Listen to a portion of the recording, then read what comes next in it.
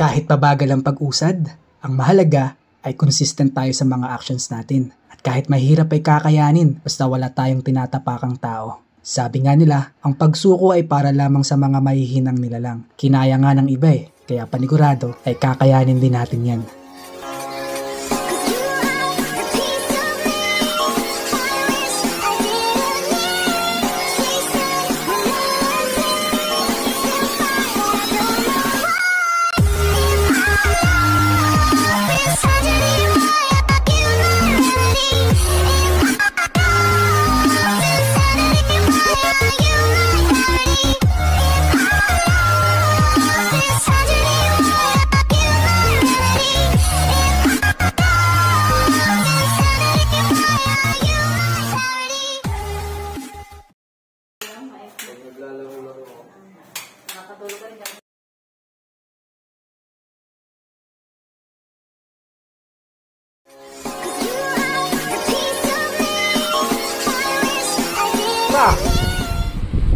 Kaway ka.